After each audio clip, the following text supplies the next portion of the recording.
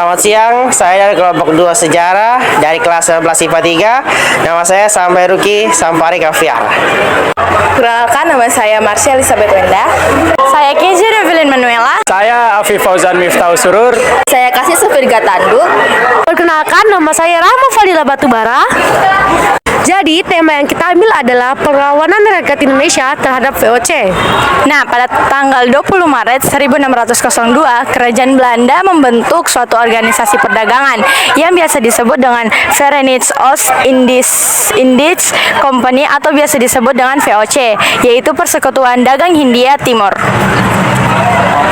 Dalam perkembangannya, VOC bertindak layaknya sebuah negara. VOC juga menerapkan praktik monopoli perdagangan sehingga berhasil mengendalikan aktivitas perdagangan di wilayah kepulauan Indonesia.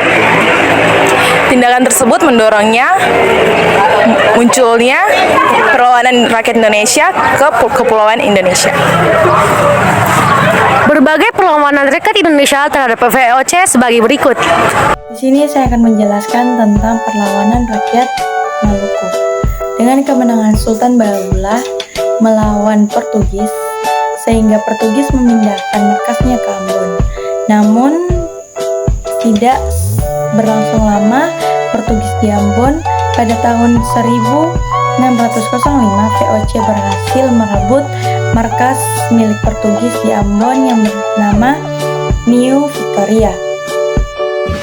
Dalam perkembangannya, VOC mendapat serangan dari warga setempat. Perlawanan tersebut terjadi karena VOC menerapkan monopoli perdagangan rempah-rempah disertai dengan pelayaran Honggi dan menetapkan pembatasan jumlah tanaman rempah-rempah agar harganya tetap tinggi atau biasa disebut dengan ekstripasi.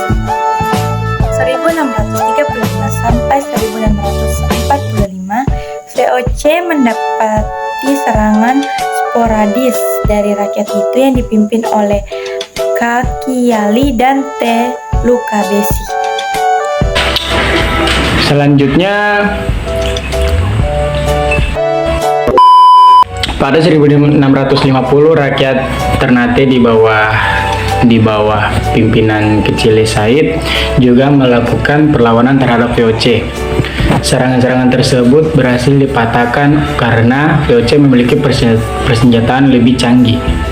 Pada 1680, VOC berhasil menjadikan Tidore sebagai salah satu vasalnya atau daerah bawahan.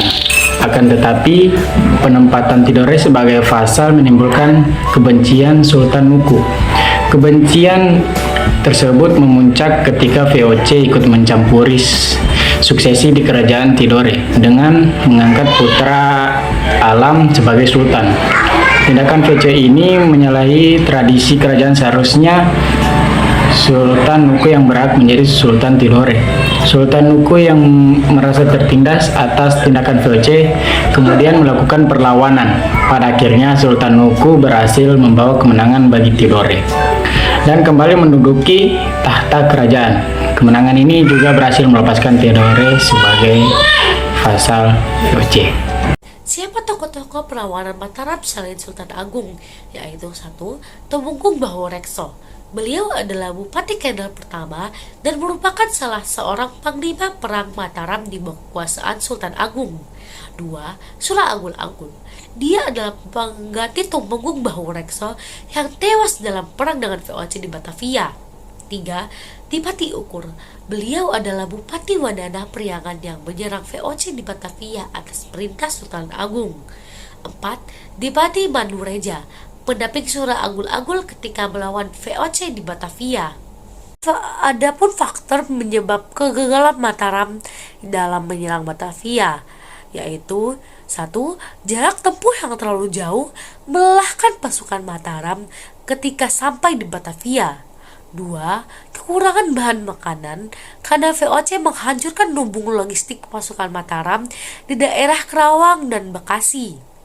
3. Kalahnya sistem persenjataan pasukan Mataram dari VOC. Perlawanan Mataram mulai melemah pasca meninggalnya Sultan Agung pada tahun 1645. Bahkan Pada masa pemerintahan Amangkurat I 1645 hingga 1677, Kerajaan Mataram justru memilih bekerja sama dengan VOC. Serangan kedua.